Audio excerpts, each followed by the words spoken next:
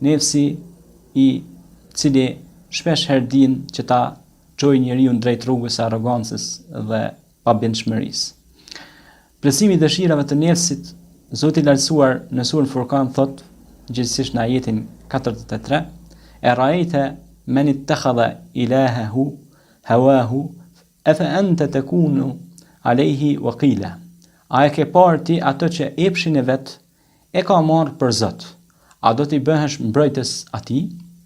Fjala hawa ka kuptimin e dëshirës epshërore të nefsit, pa e përshtatur atë epsh në mendjen e tij. Qëllimi e adhurimi dëshirave të nefsit është bindje dhe zbatim ndaj këtyre dëshirave. Zoti i Lartësuar vazhdimisht ka qortuar ndjekjen e dëshirave të nefsit, të cilat njeriu e shpihen në humbje. Pastaj kemi ajetin kuranor në surën Yasin, ajeti 60, Alam ahad ilaykum ya bani Adama alla ta'budu ash-shaytan innahu lakum aduwwun mubin. Pra, vallë, a nuk ju kam urdhëruar o bijtë e Ademit që të mos adhuroni shejtanin, sa ai është vërtet armik i hapur i juaj. Fjalia a mos do t'i bësh atij mbrojtës është një kuptim mohues që do thotë se ti nuk je kujdestar dhe përgjegjës për punët e tij që ta udhëzosh atë sipas dëshirës tënde në rrugën e përsosmërisë. Prandaj, ti nuk e ke këtë të drejtë që të udhëzosh në rrugë të drejtë atë të cilin e ka çuar në rrugë të gabuar. Dhe në vazhdim të këtij kuptimi, pra duhet ta dimë se ne nuk jemi ata që i udhëzojmë njerëzit, ne jemi thjesht këshillues dhe duhet mundohemi të bëhemi sebebçar për fjalën e mirë. Normalisht se në shumë ajete edhe vetë Muhamedit alayhis salatu wassalam i kumtohet lajmi që o Muhammed, ati don të çmendesh nga mërzia për shkak se ata nuk besojnë dhe ndjekin epshet e tyre shtazarake. Allahu xhaleshanuhu në shumë ajete kuranore tregon për pastrimin e nefsit. Qad aflaha man zakkaha wa qad khaba man dassaha, ka shpëtuar ai që pastroi pra vetveten, e që largu nga gjërat e shëmtuara dhe të irrituara. Prandaj pastrimi i nefsit është gjë madhore. Treguohet në një hadith kutsi që transmeton Resulullah jon Muhammed alayhis salatu wasalam që ka thënë Allahu i madhërisëm se e kam hedhur nefsin e birit Ademit në fund të zjarrit. Dhe i kam thënë pusho o nefs, dhe ai nefs është ngritur me vrull përsëri. Dhe ka hyrë përsëri në zjarr dhe përsëri ka ngritur kokën nefsi. Pra nefsi kajta që i thonë tash te populli jon kjo, pe gjën këtë far shprehje interesante. Kajta thoshin e korrit burrin. Edhe nefsi e humb njeriu. E çon drejt rrugëve pa krye, çersokakeve pa krye.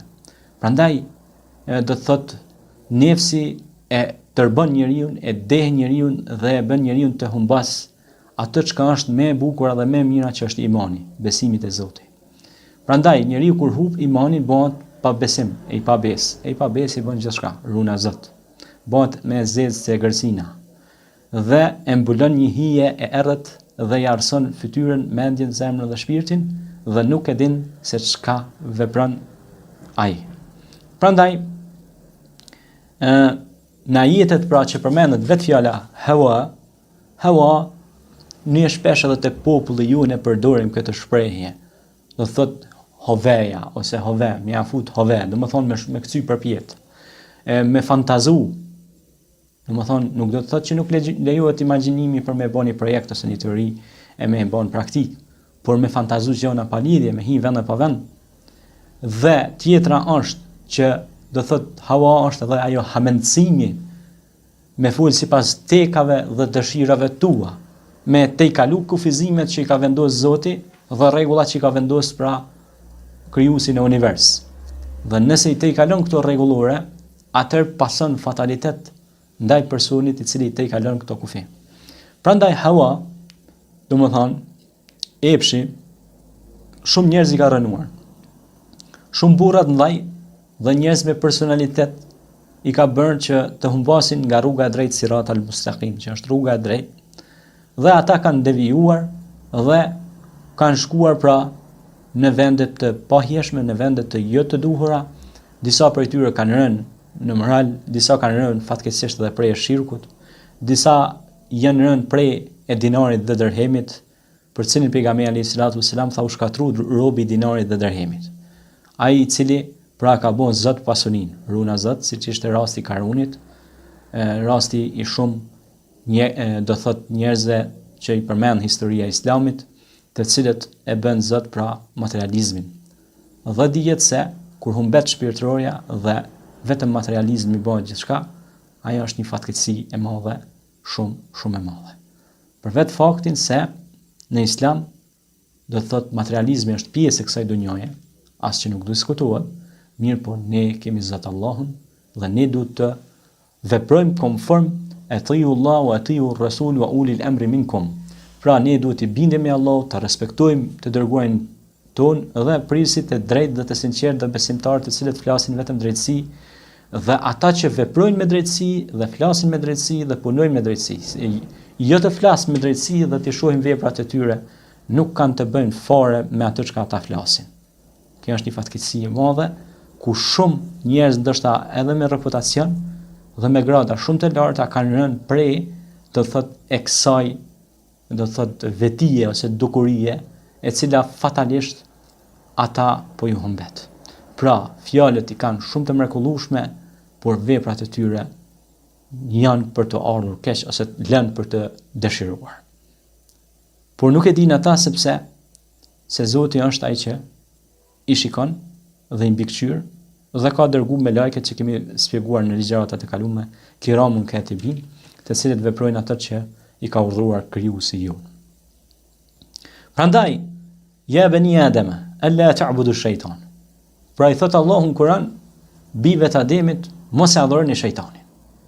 Mos bini prej e mashtrimeve të shejtanit, sepse njeriu duhet ruhet pej të keqes së vetvetes, nefsit, egos, supersticioze, por duhet të ruhet edhe pej trikave dhe hileve të shejtanit të mallkuar, i cili bashkëpunon shpesh herë me njerëz, me xhin, dhe i bën prej e nefsit të vet dhe humbet.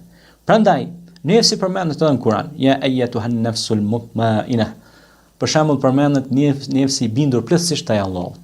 Pra, çaj njeri, çaj shpirt është i bindur komplet ndaj Allahut. Pastaj kemi nefsin që është i luhatshëm, do të thotë është i lëkundur në besim. Dhe kemi nefsin që urdhnon vetëm për të këqija, runa Zot. Pra që ka kaluar në pasion të çmendur, patetik, i cili çdo mendim dhe çdo veprim që e bën runa Zot e ka qëllim me bë, si thumte na, pra vepra të shëmtuara dhe të liga. Prandaj nefsul mutmaina është ai shpirti i besimtarit, mu'minit, bamirësit që mendon mirë, vepron mirë, synon mirë, vepron mirë. Domethënë, qëllimi i tij është mirësia në tokë dhe të bëjë vepra që Allahu është i kënaqur me ta. Kjo është mirësia e Zotit. Prandaj mos bini prej e egos tuaj, sepse ajo është shumë e rrezikshme dhe shumë e dëmshme për njeriu, për shëndetin, për shoqërinë dhe në përgjithësi për veprat tuaja. Mos u bëni shkak që nefsi juaj të azhësojë edhe ato pak punë që i keni bërë për hir të Zotit. Zoti ju nderoft dhe u largoft me ndjemallsinë, egon, nefsin shëmtarak, i cili nefs din shpeshherë, pra ajo ego shpeshherë din t'ju hambas. Ta zbusim atë me dhikrillah, me përmendje të Allahut, me vepra të mira, me lutje, me dua e kështu me radhë. Aqulu qawli hadha wastaghfirullaha li wa lakum fastaghfiruhu innahu huwal ghafurur rahim. Assalamu alaikum.